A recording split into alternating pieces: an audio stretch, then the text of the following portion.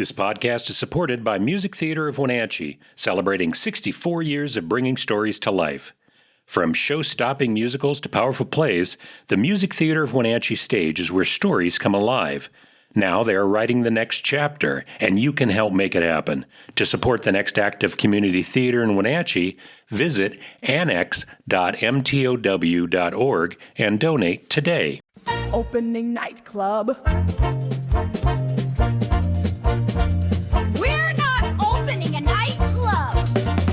It's the opening night club. We can't wait to watch an opening night show, because on opening night we always go with our opening night club.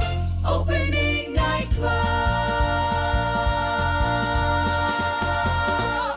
Welcome to the Opening Nightclub Podcast. This is the podcast where we get together every week to discuss and celebrate local theater that's happening around Central Washington. I'm your host, Kevin McKee, and with me today we have author, actor, playwright, and raconteur, Skyler Cuthill. How's your day, Skyler?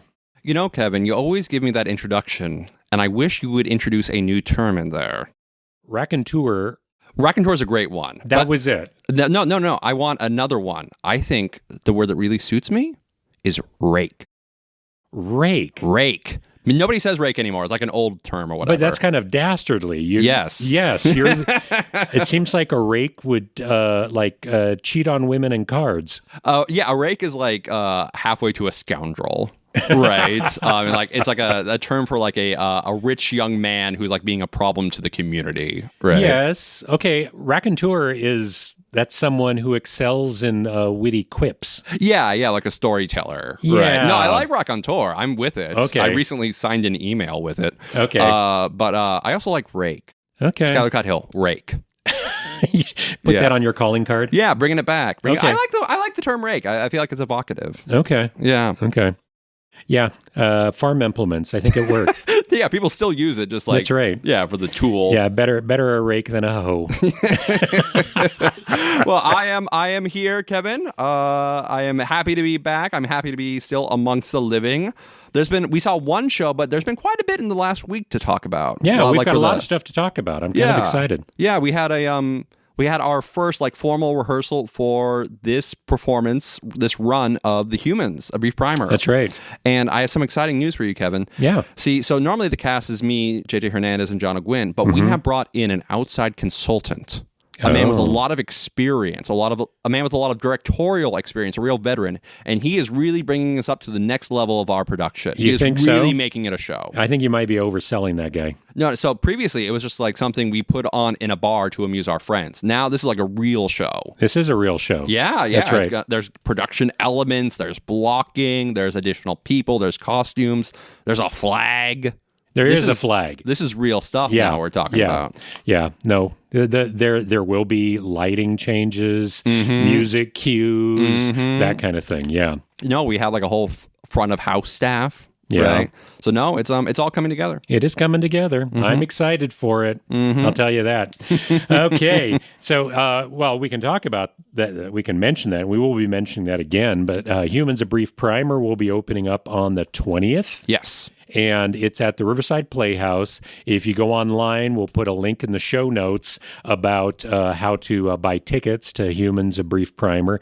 It's being presented by Third Job Theater. And Carolyn Rensel has been doing some great promotional work for that, and I really appreciate what she's done.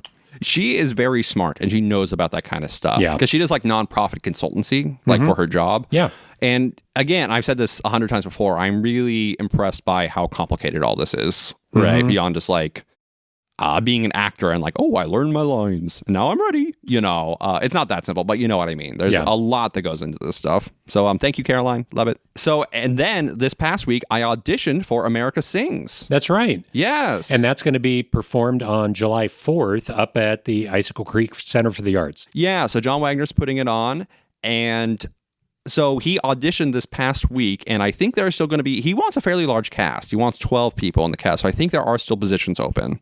And it is a lot of singing, but there also is narration. There are 3 narrators. So if you're a strong singer, please talk to John Wagner. And if you're not a strong singer, also please still talk to John Wagner. He would love to talk to you. And we'll put contact information for that one also in our show notes for this. And we would encourage people, if you want, it's a pretty low barrier to entry. Yeah. 5 rehearsals and then a performance. Yeah, a pretty small commitment. And there is a stipend. So please consider it. It's paying then. Yeah. So anybody, we want singers, and America Sings, they are going to be singing patriotic songs in the style of the original performers. I auditioned for JFK. Really? Oh, you're going to sing like JFK? No. But I did work up a JFK voice. Really? Yeah. In the script, he has the speech, the famous speech. Not... So I worked it up. Yeah. Okay. And I was raised with Clone High. Remember that show? I do not remember Clone High. Great show, right? The bit is that they've cloned famous historical figures, and now they're all going to high school. Oh, that's kind of fun. Yeah, so the main characters are like Joan of Arc and Abraham Lincoln and JFK and Gandhi. Okay. And India got really mad about it, so they didn't do any more seasons. Oh, yeah. It seems problematic, especially because all of these people, or a lot of these people, were like killed. Well, all 4 of those literally were killed. Joan of Arc, Abraham Lincoln, JFK, Gandhi, right? Yeah. How would you like to be a kid knowing I've been cloned from JFK? What does my future hold for me? Well, that's the bit, right? That's like the character development or whatever. But in the show, the JFK voice is really over the top. Oh. So I brought it down like a couple of notches. Okay. But I did it. I did the JFK voice. Okay. I did, there comes a time in every generation where you are asked to defend freedom in its hour of maximum danger. I did that. And you know what John Wagner said to me? He said, you sound like Matt Damon. No, he liked it. He said, will you shave your mustache? And I went, JFK didn't have a mustache. Well, that's true. He famously didn't have a mustache. He didn't wear a hat. Okay. Yeah. So I said yes. And then I started to read for Teddy Roosevelt, and he told me not to do the voice. Oh. Yeah. Because you could have a mustache for Teddy Roosevelt. See, that's exactly what I was thinking. But Teddy Roosevelt actually had like a kind of high, thin, aristocratic voice. Oh. And you think of him as being like a mountain man. So you want him to be like bassy, right? Very masculine, right? But no, he had kind of a high voice. So I started to do the voice, and John Wagner's like, no. And I was like, but that was his voice. And John Wagner's like, no. We're gonna push the lie. Do we have recordings of Teddy Roosevelt? Yeah, because I've heard it somewhere. Okay. Because I started to do it. He's like, yet. Okay. But yeah, so folks, if you're interested in JFK, it's not going to happen. I got that one sewn up. Yeah. I haven't been notified yet, but I got that one down. You think you got it down? I feel so good about that. Okay. But yeah, please consider it if you are around and if you're not going to be in The Sound of Music or in 1776. Yeah. Right. He needs guys. And women. Okay. He needs performers of all shapes and sizes. So yeah, please do think about that. It's a great opportunity. Singers, non-singers, if you want to be involved, you want to join the theater community. If you want to be on the other side of opening nightclub and be in an open night, let us know. And also last week, I went to Lit Mic. Lit Mic? Yes, which is Holly Thorpe's poetry slam type thing that she does in Leavenworth every first Tuesday. I've heard that we do have a lot of people that are into poetry that we might not be seeing at some opening nights. I was kind of shocked. I've gone to it a couple times, and every time I'm always shocked that it's not all theater people. That there is kind of like an independent literary scene in the area, which is, this is kind of a sparsely populated area. I would kind of think they were the same people. And there were some theater people there. There was myself, Adam Eagle, JJ Caroline, the beautiful Caleb Sims, and Lauren Malloy. But otherwise, it was all just like poetry people, which is neat. Yeah. But yeah, so this isn't like theater, but I want to promote it if you want to read or hear poetry. And that's monthly? Yeah, every month, first Tuesday at the Bushel and Bee.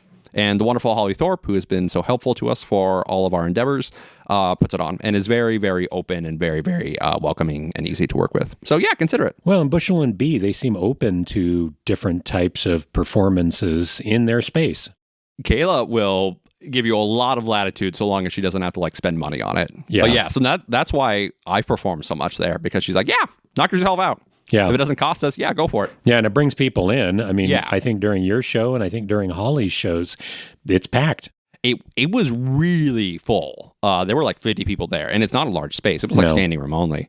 No, that is, yeah. She doesn't want you on like Fridays or Saturdays because that's when the tourists are there. But midweek, yeah, if you want to do something, if you want to do stand up or something, yeah, talk to Kayla. Okay. Great space for it. That's great. Great. Yeah. So this weekend, we went and saw Quincy High School's Footloose. Or rather, I went 2 weekends ago, and you went this weekend Yes. to Quincy High School's production of Footloose, the musical. Yes.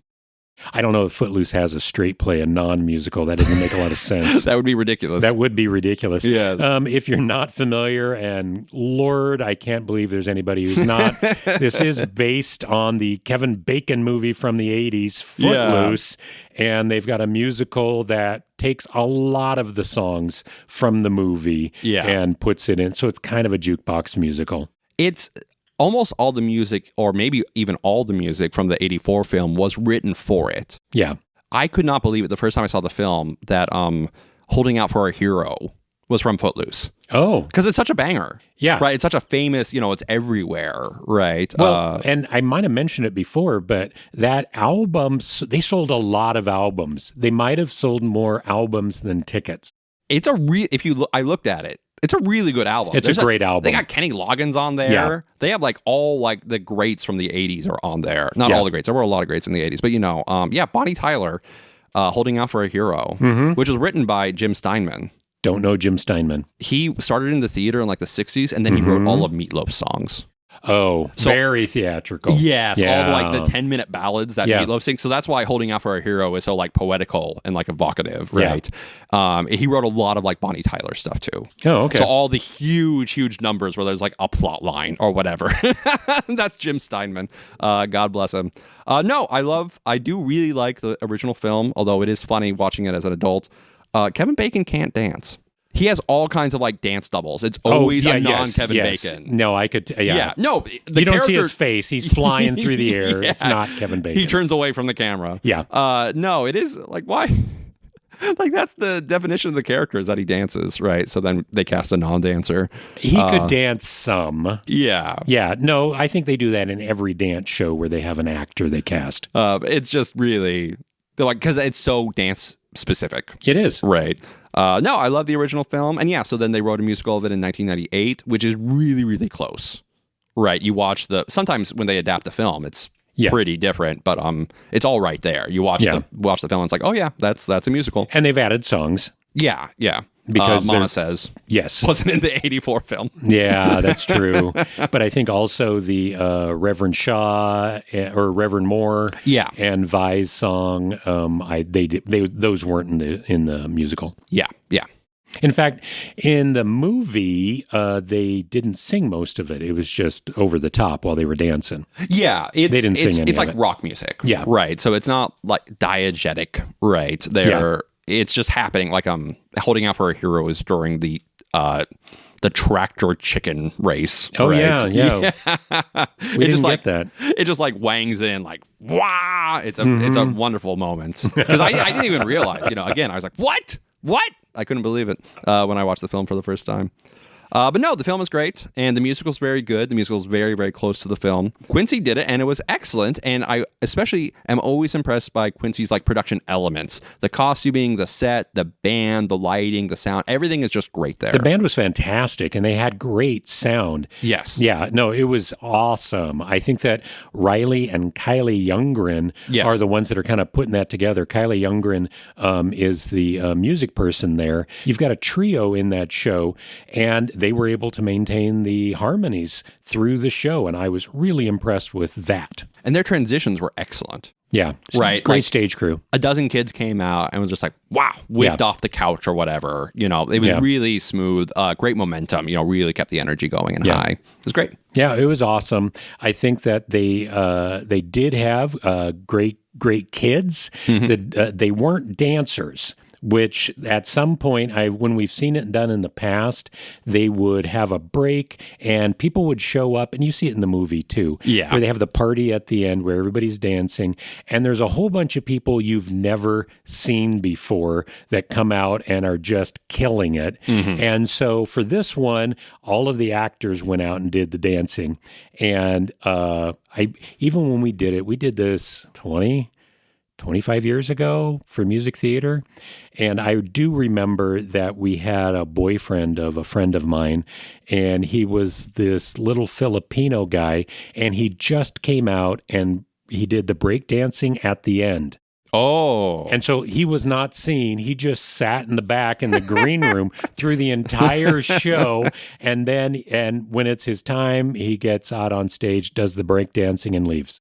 I mean, that's common. That that's a joke in musical theater, that the leads will start the song and then they will go to the sides, and then the dance ensemble will come forward and do the impressive stuff, and then the leads go, oh, and now the song's done. They come back center.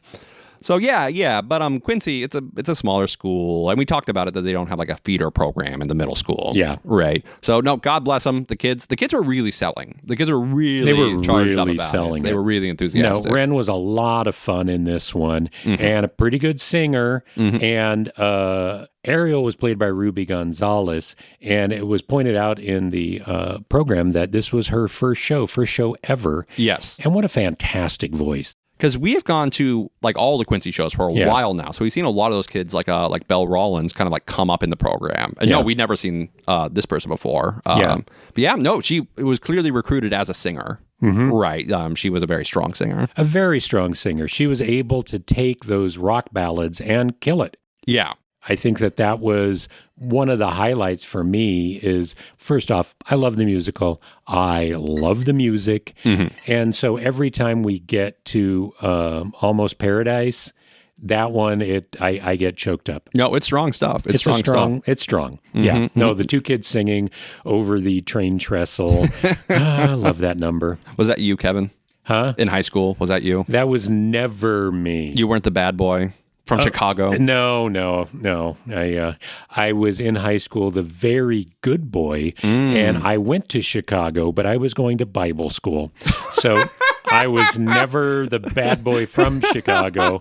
I was the good boy that went to Chicago. It was inverted Footloose. It was the good inverted boy from the country going to Chicago. I was trying to tell them, you guys can't dance. And they didn't turn you out. Actually, I was going to Bible school, and one of the rules were we could not dance. Really? That was the thing. We couldn't go to movies and couldn't dance. Your reverend was like, no, dancing is sinful. My boy was killed. Yeah, no, we couldn't do any of that. Were you like seduced by an urban beauty in Chicago, and were you shown the beauty of dance? No, I was the biggest nerd. No. So that doesn't really happen then. That's just like a movie thing. If I went to Chicago. No, you probably, who knows?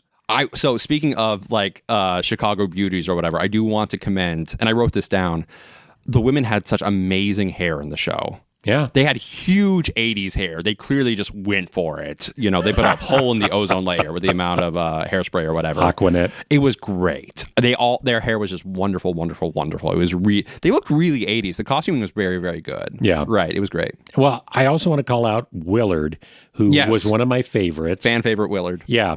And somebody that came across as awkward and nerdy in the most adorable, charming way. Yeah. No, he was getting a lot out of it. He was clearly very into it. And Willard's the funny one. He's the comic lead in this show. And this kid knew how to make things funny. A great sense of timing. And I just love the Willard character. No, Mama Says is definitely the best, like, added song. Yeah. You can't compete with Holding Out for a Hero or whatever, you know, these amazing 80s ballads. But of, like, the songs added for the musical, Mama Says is the clear winner. Willard is one of those characters, like Farquaad and Shrek, where it's just like a really well-written, really funny character, and it really allows a good performer to really, really shine, right? And Juan Ferreira, you did a great job. It was great. Yeah, it was a great performance. Excellent work. Yeah. Yeah, and the Rusty was really good, too. She was funny. She was really funny. You know, like, because Rusty in the show is very snide, right? Everybody dumps on Willard the whole show, and she was she was in the front of that pack. Yeah. You know? No, she had great stage presence on Rusty. And also, we wanted to talk about Vi Moore. Yes. Who is Reverend Moore's wife and was played by Belle Rollins. Yes. And wow, we've seen her for several years. She started out in Little Women, and she was Jo, and just did a fantastic job, if a little young for that role. She was so small. Because she was in 9th grade at the time when she had that role. Yeah, she was a freshman, and she got Jo, and Jo is a large lead. Yes. It's not just a lead, it's a large lead. Yeah. Right. And so we know that she can act, and in this one, she got some solos and several numbers. Vi sings quite a bit in this. And of course, Vi, I don't know that Vi sang at all in the movie.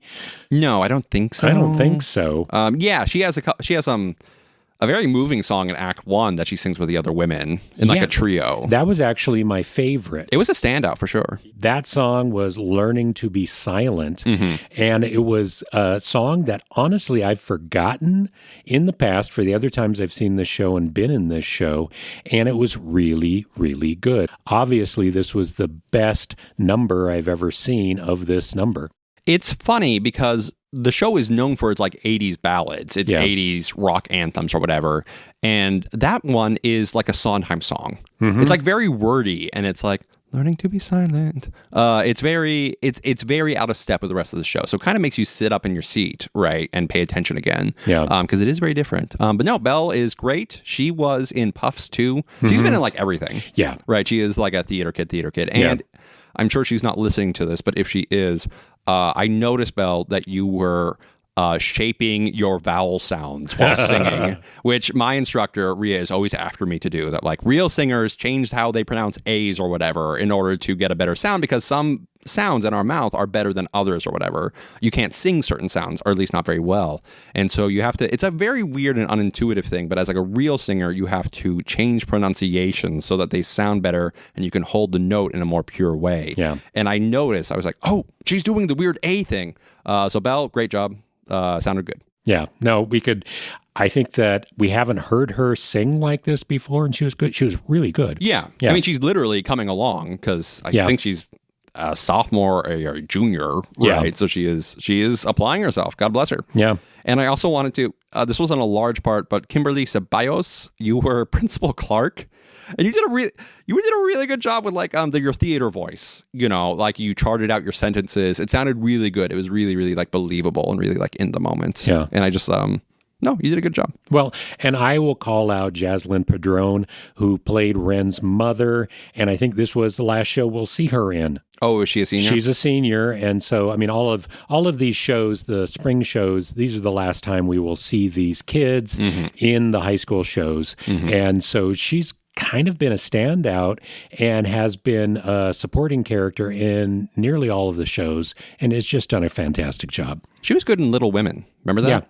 Yeah. But yeah, Quincy, you did a good job. Great job. Really wonderful production. You know, just everything looked great. It was flowed really well. And I say this every time, but I'm always really impressed by the Quincy band. Yeah. You know, the Quincy band is just great. And I heard that Leavenworth is going to be picking up a lot of those guys for Bright Star. Oh, did they get Riley to help them out? I'm not sure exactly who. Okay. But because they had such an excellent band for Bright Star, and it's such a different instrumentation. You know, they need banjo and slap bass and fiddle and mandolin and so on and so forth, which are not often normally in a musical theater band, right?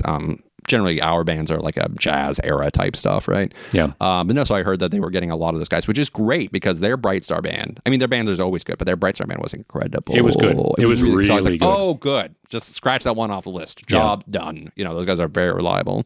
I did want to talk about The Notebook. Oh, you went to see The Notebook? I went to see The Notebook this weekend. Did you cry? Weekend. Was it moving? You know, I think I did. I choked up. I didn't get full on tears, but I did get choked up a little bit. It wasn't Almost Paradise level. I've never seen the movie. Never seen the movie? I've never seen the movie The Notebook. Oh, it's a classic. And that's what I hear, but I'm also, I'm not a big rom-com. I don't even know that it's a rom-com. There are comic elements, but I would call it a romance. It's a romance, and it's just not something I will seek out. Okay. And but we've been going to see the touring shows as they come through Seattle, mostly because I am a theater guy and I'm looking for things. Can we put this on in this area? Can this be done in Central Washington? We went to go see The Wiz last month, and no, we are never going to do The Wiz in Wenatchee. There's no way for us to get a black cast in with local theater people. Maybe it'll happen sometime in the future, but we do not. That's just a demographic that is not here. So, but we went to go see The Notebook, and I did not have high hopes. I did a little research, listened to the music, was not impressed with the music. I didn't like the soundtrack. It's kind of, to a degree, it's just not for you, right? If you didn't even watch the movie, right? No. You're not really in the demographic for it. No, and I did a little research. Of course, I'll go to the subreddits on this one, and everybody's like, yeah, no, the music is mid. It's meh. And lots of exposition songs, right, where they're singing about what they're feeling right then and what they're doing. And so, but everybody, even the people that loved the show said the music was meh. And I came away thinking the same thing after seeing it. It was meh. However, the story and the way it was put together was excellent. If you've seen the movie, it kind of starts with James Garner and his wife has dementia, and she's trying to tell him, or he's trying to get her to come back and learn about their life through a notebook of their life. That's the framing device. The whole dementia subplot, and so the older Noah and Allie, they are the leads. They show up a lot. Oh, interesting. And so a lot of it, they've got this subplot of how to deal with people with dementia that have forgotten you and their life and their memories and their romance. And they even had one number where older Allie, who has dementia, is kind of walking, and people are singing about how their memories and how they've forgotten people, and they're doing this interpretive dance thing around her and obviously acting out memories in the past. And it's one of those things, normally I would fade out during that because the interpretive dance sections in a musical I could care less about. I love the dream ballets. Oh, I hate them. Okay. So anyhow, I was, but on this one, it totally worked. Okay. Because she is going through memories, and you've got somebody in the center who cannot figure out what's going on. Okay. And we can as an audience, but we kind of hurt for her. So there was a lot of that. They did the rain thing in the middle of the stage. It's the most, and I hate this word. It's such a young person word, but it literally is iconic. That's what you think of when you think of The Notebook. You think of Ryan Gosling in the rain. Yes, right. You just do. And so they actually had rain, full on water, and they get soaked on stage, and he raises her up, and it's rain coming down, and it's hard not to be emotional.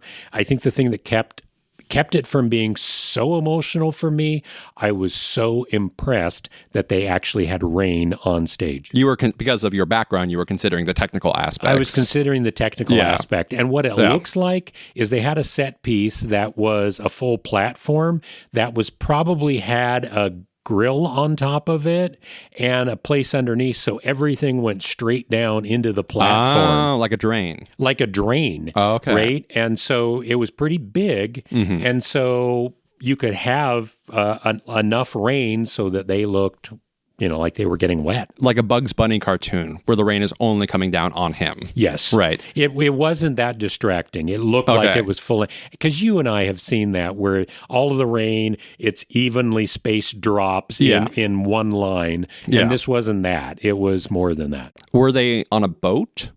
They were on a dock or something. So they were, okay. Because in the film, they're on a boat. And all of a sudden, it's really notable. It just like starts pouring. Like the rain is really, they are instantly soaked. Yeah. And so that is part of like the effect or whatever, is that like they are wet. Yeah. No, it was a solid show. Okay. And maybe 15, 16 people on stage. Of course, they've got 3 different actors playing Noah and Allie. Had teenage Noah and Allie, middle-aged, and then old. And then they had the comic elements were mostly people from the dementia ward. And they had one kid, a very young physical therapist that was trying to get old Noah to take a look at his knee that he'd injured in the war. Okay. And so he had really funny bits. And at some point, when Noah gets sick and can't read to his wife anymore, he picks up the book and starts reading through it. And he was very, very funny.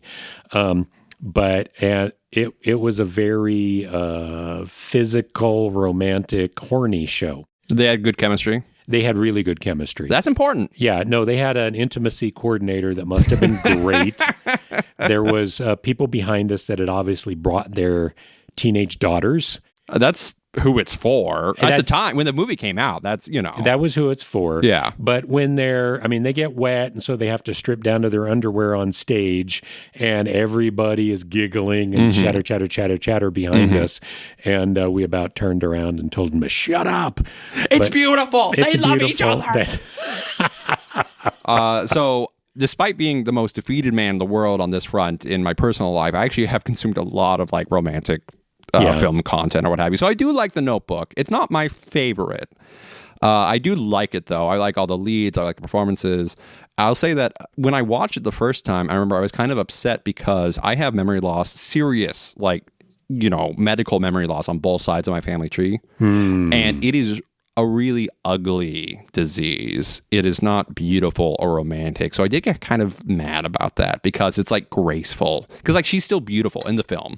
Yeah. The woman, she's really well done. Her hair is really nice. And it's because when they get memory loss, they literally can't take care of themselves anymore. They don't know where they are, right? So generally it's a very ugly thing, And in the film, it's charming. She's like, oh, that was such a nice man for him to do that. And that was, my grandmas, they would get scared and start crying suddenly. It was really negative. It was dreadful. That was the thing that they did with this. Okay. It was completely different. And I read it other places, and I haven't had to deal with close relatives with dementia, people that I'm trying to work with.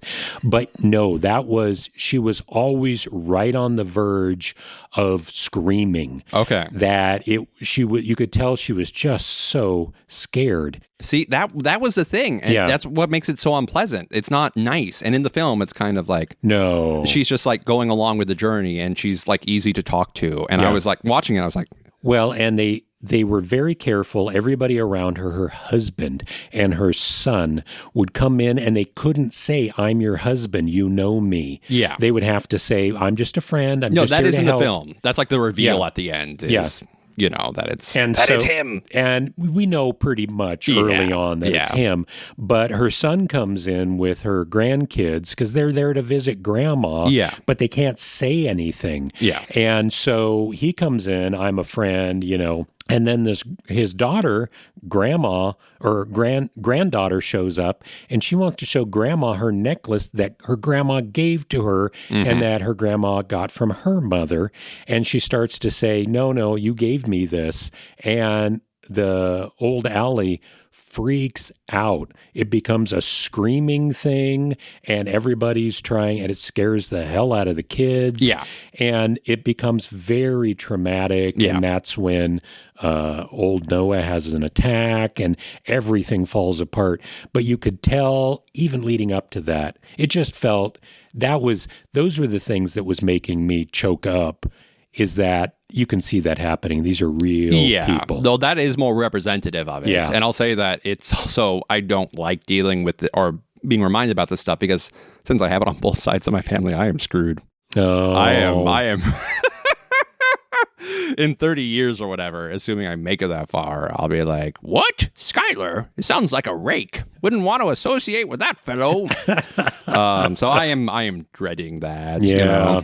Anyhow, I was looking at it, and this was one of the few that I've seen recently, because I've gone to see Back to the Future, and we're never going to do Back to the Future. It's too technical. Well, Susan Gupsh is going to do Back to the Future. Oh, that's She's right. already got that one staked out. That's right. Yes. But we're The Notebook will be done. Well, We will do The Notebook. that's kind of heartening to hear that the two older characters have a much more prominent role in it. Because in the Yes. film, they are just like the framing device. You know, it cuts to them and they're walking through, you know, like the ward or whatever. And then it goes back to Ryan Gosling and whatnot. And they're the main game. Yeah. That's who you're there for.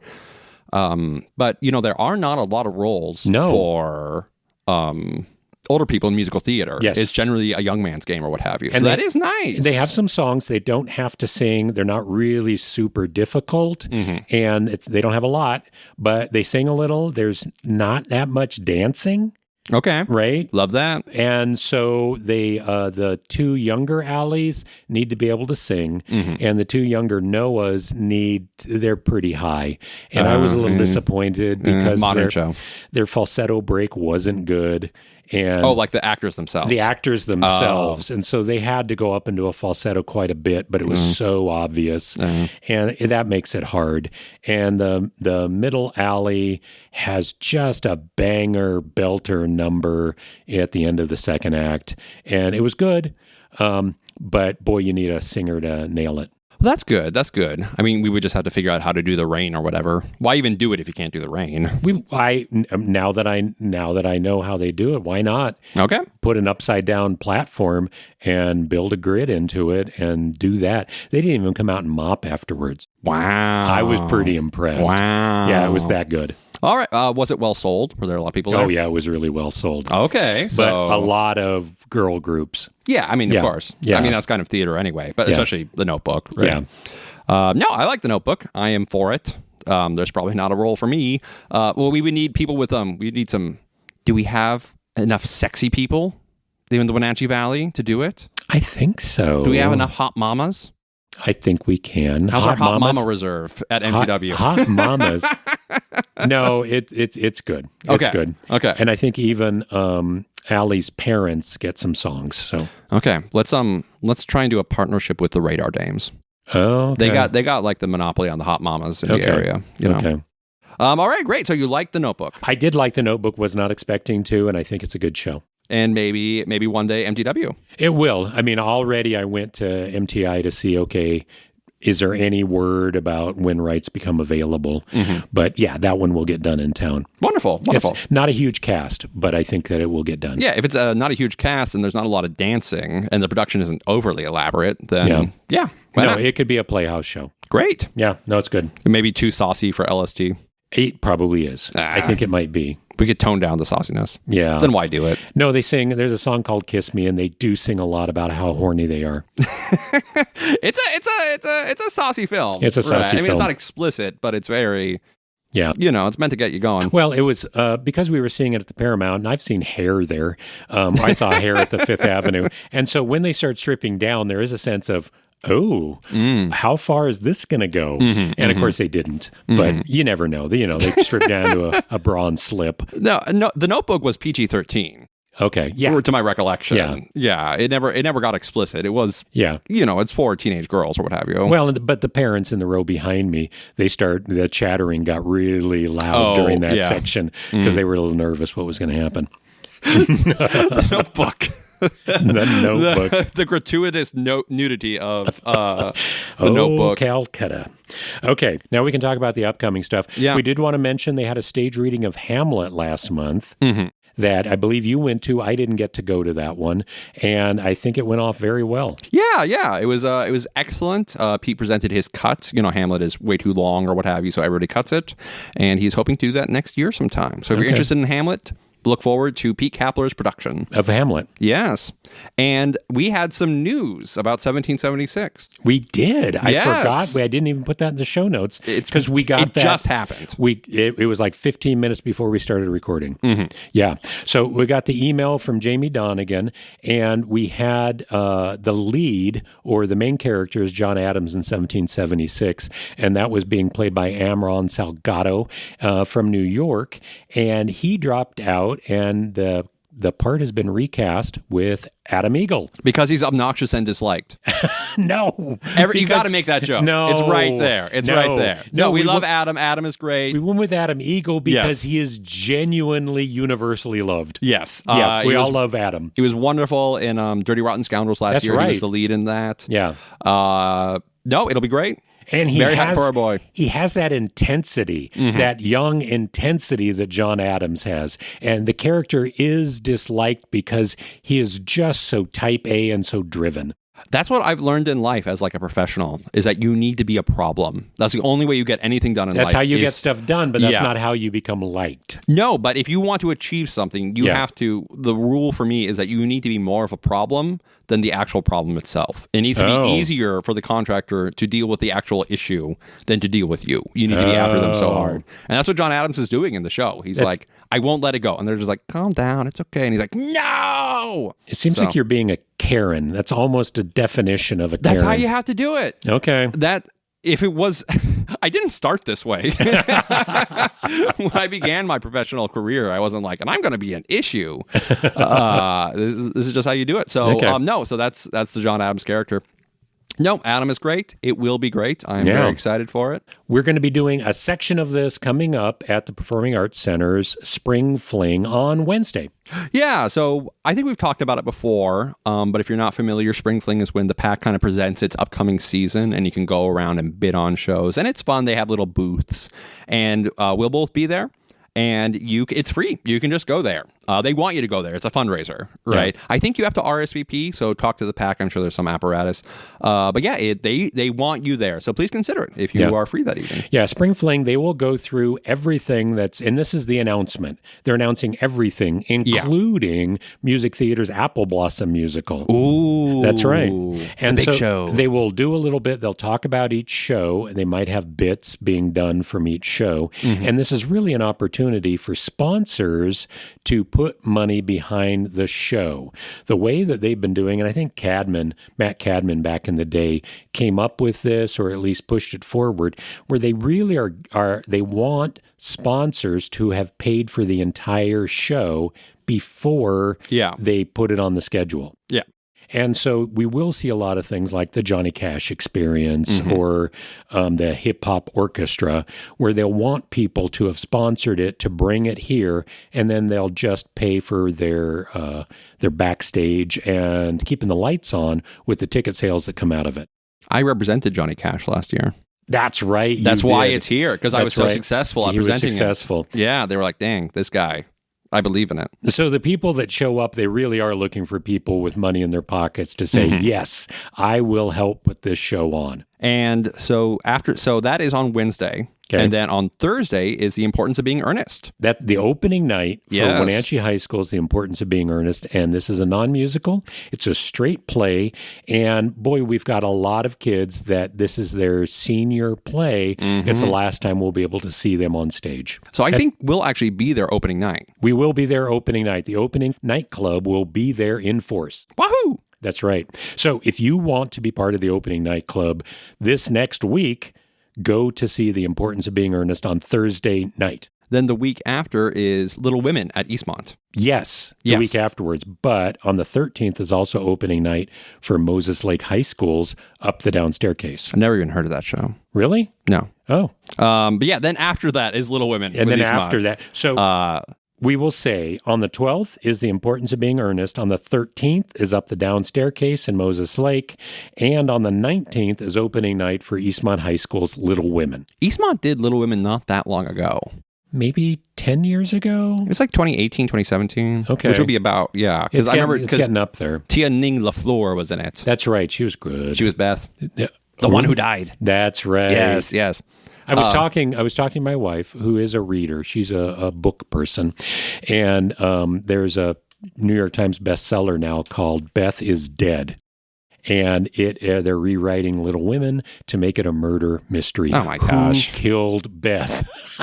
Leave Little Women alone. Kate Hamill butchered it. Man, what are we doing here?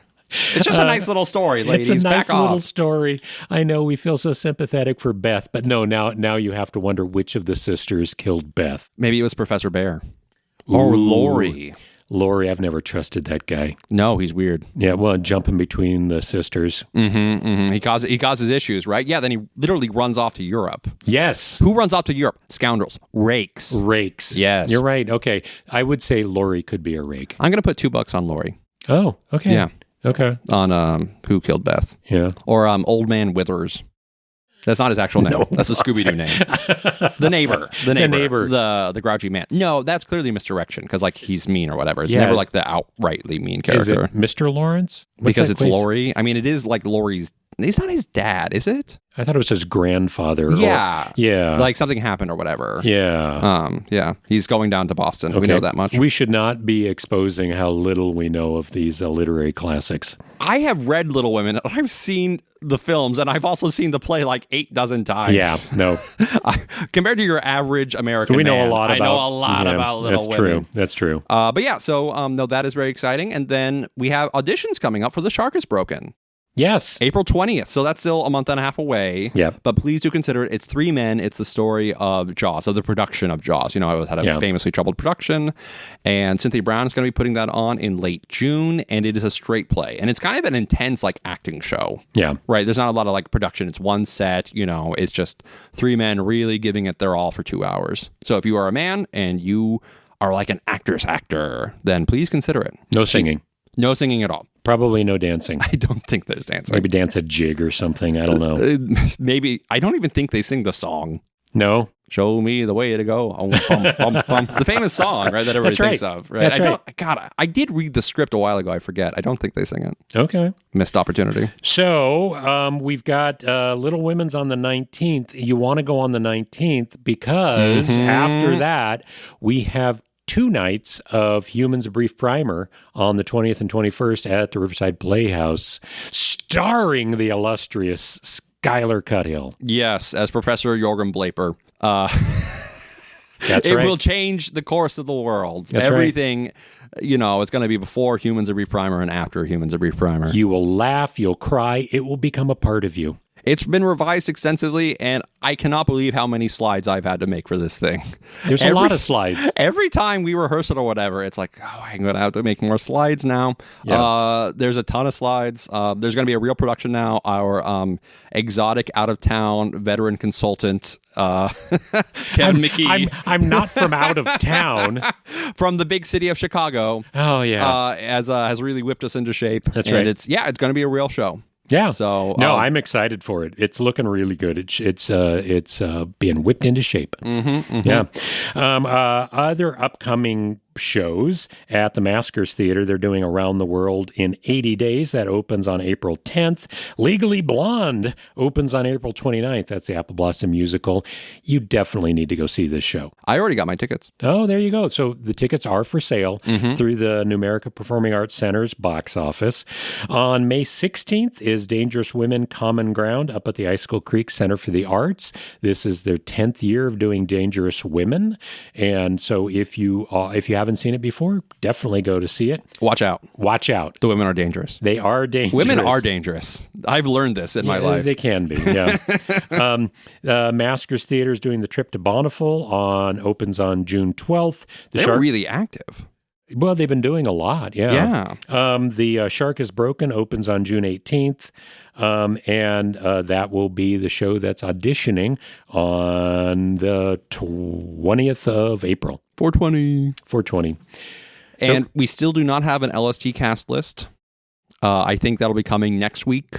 A lot of us, myself included, are on pins and needles, but we'll see what happens. Yeah. You know, it's no longer in my hands. We'll just have to wait and see. But hopefully next week, I think they did say they would get us the cast list by mid-March. So that could be the second or third week of March, right? But I would hope sooner than later. Fingers crossed. I know that this is the time where they're offering leads and re-offering leads as things change. Yeah, it's like we talked about last time, it's a complicated process. Yeah. So to all the rest of you who still have not gotten your email, hold out. Hold strong. Keep holding. And for those of you who have an audition, make sure to go see one of these shows. We got a lot of theater coming up.